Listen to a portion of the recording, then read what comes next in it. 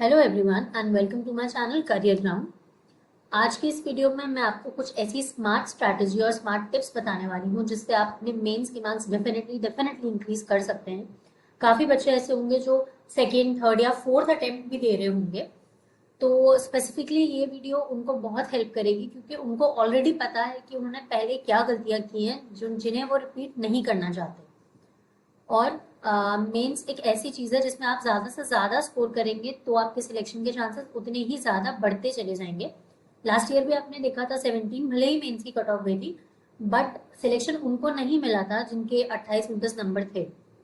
मैं जनरल की बात कर रही हूँ, सिलेक्शन उन्हें मिला था जिनके 34-35 या उसके अबव मार्क्स थे। क्योंकि मेंस एक बहुत ही प्राइम चीज होती है। आप इंटरव्यू में कितना भी स्कोर कर लो, आप 18-19 उससे ज्यादा स्कोर नहीं ही कर सकते हो। 18-19 तो एक्सट्रीम केस में बोल रही हूँ।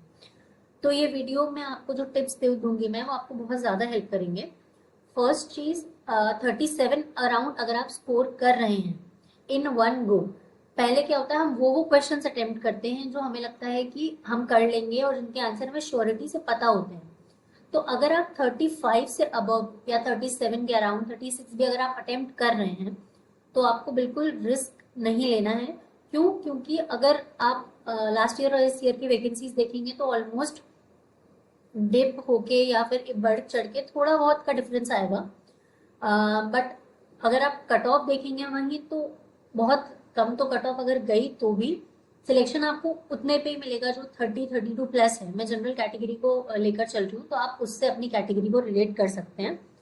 तो इसीलिए अगर आप इतना स्कोर ऑलमोस्ट कर रहे हैं तो आपको रिस्क बिल्कुल नहीं लेना है। क्यों? क्योंकि अगर आपके मार्क्स नेगेटिव में हो गए और वो 30, 31 या 32 पहुंच गए तो आपके सिलेक्शन के चांसेस उतने ही कम हो जाएंगे। क्योंकि नेगेटिव होने के बाद आपके जो 37 आप अगर आपने टोटल सही सही किए थे तो वो भी नेगेटिव हो जाएंगे और वहीं कहीं आपका स्कोर पहुंचेगा 32 अराउंड। तो इसलिए आपको रिस्क बिल्कुल नहीं लेना है। हाँ, रिस्क आप ले सकते हो, 4-5 क्वेश्चंस में ले सकते हो, क्योंकि अगर वो 4-5 गलत भी हुए तो आपका 37 से कट के 36 या 35.5 पहुंचेगा। That is also a good score. But अगर आप इतनी इस रेंज पे हैं तो मैं तो यही कहूंगी कि आपको रिस्क नहीं लेना है। 3 से 4 ज्यादा क्वेश्चन, उससे ज्यादा क्वेश्चन का आपको रिस्क नहीं लेना है।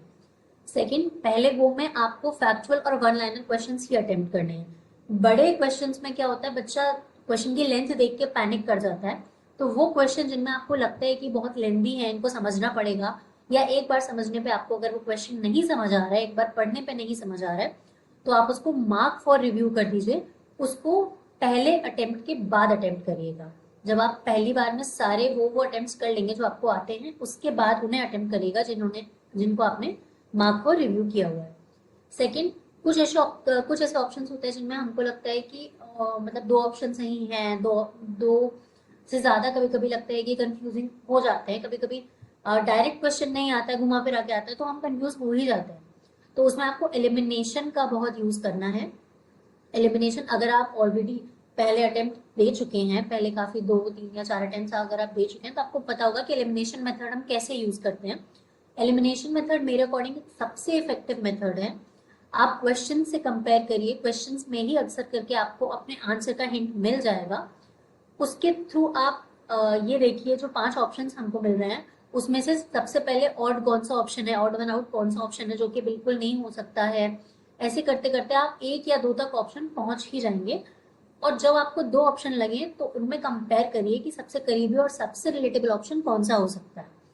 वो होता है एलिमिनेशन मेथड। अगर आपको इस एलिमिनेशन मेथड में प्रिसाइसली कोई वीडियो चाहिए तो वो मैं आपको बना दूंगी, आप कमेंट सेक्शन में बता दीजिएगा।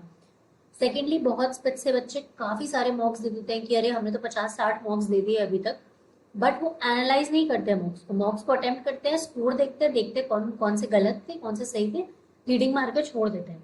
बट आपको वो नहीं करना है, वो सबसे ज्यादा गलत स्ट्रैटेजी होती है। जो आपके रॉन्ग क्वेश्चन हो रहे हैं उनको आपको नोट डाउन करना है। उस टॉपिक को आपको जाके रिपीट पे दोबारा रीड आउट करना है कि ऐसी क्या चीज थी जो मैंने मिस करी जिसकी वजह से वो चीज गलत हो गई पढ़ने के बावजूद। तो एनालिसिस ऑफ मॉक्स बहुत ज्यादा इंपॉर्टेंट होता है, और अभी जबकि आपके पास 8-10 दिन बचे हुए हैं, बहुत ही क्रूशियल है कि आप अपने मॉक्स को एनालाइज करें। तो ये कुछ स्मार्ट स्ट्रैटेजीज थी आपके मेंस को अटेम्प्ट करने की। और दूसरी चीज, एग्जाम टाइम पे बिल्कुल पैनिक मत करिएगा। एग्जाम के एक दिन पहले रिलैक्स करिएगा, सिर्फ थोड़ा बहुत अगर आपको रिवाइज करना है तो करिएगा, अदरवाइज रिलैक्स माइंड के साथ, कॉन्फिडेंस के साथ एग्जाम देने जाइएगा। All the best to everyone. Thank you so much.